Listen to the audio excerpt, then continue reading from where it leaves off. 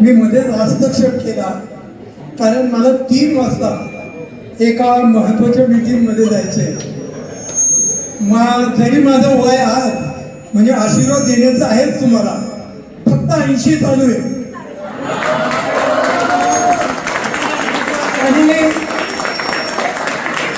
आणि नाशिकमधल्या एक 7-8 सामाजिक संस्थांमध्ये मी आज यथायोग्य कार्यरत आहे.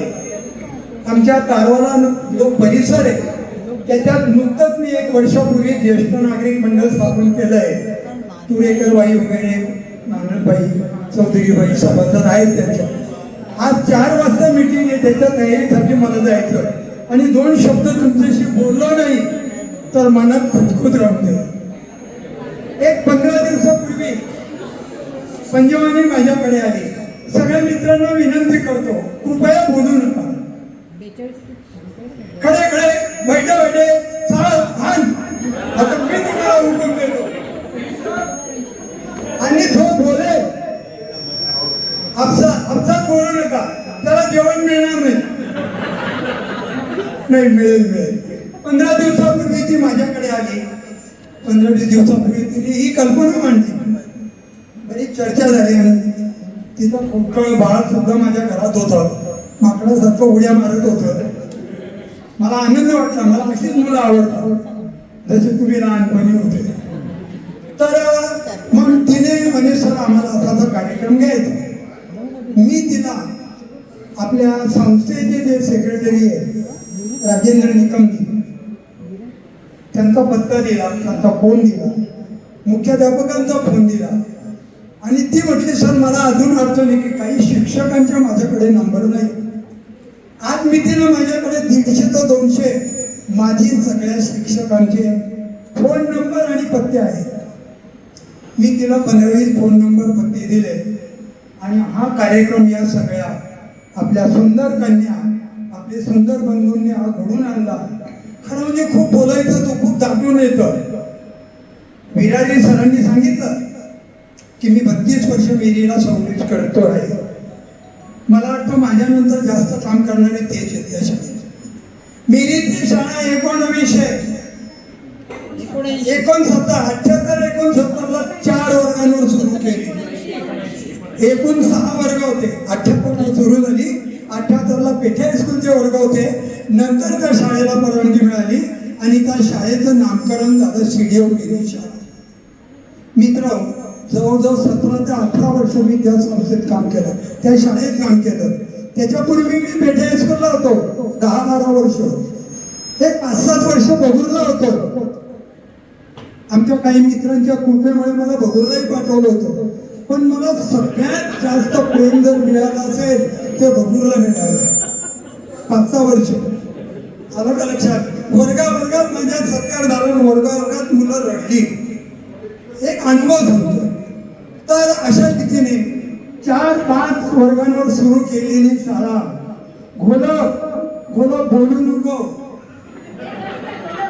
म्हणजे माझं पूर्वीचं नाव आता तर माहिती नाही तिचं. कारण आमची नजर अशी असते मिठीच्या माणसासारखी. वर्गात शेवटच्या मुलांवर जास्त लक्ष असतं. तर पहिलीचा एक वर्ग, बालमंदिराचा एक वर्ग, 5वी ते 8वीचे 4 वर्ग. त्यावेळेला पहिले जे मुख्याध्यापक होते बाबा वैद्य, त्याच्या आधी SK कुलकर्णी सुपरवायझर होते. आज दुर्दैवाने असं म्हणावं लागतं, वाईट वाटतं. 3-4 महिन्यापूर्वीच महाजन सर गेले. महाजन सर आणि मला SK कुलकर्णी, बाबा वैद्य शाळेत तुम्ही शिकवू नका पण आजूबाजूला जा आणि मुलं गोळा करा.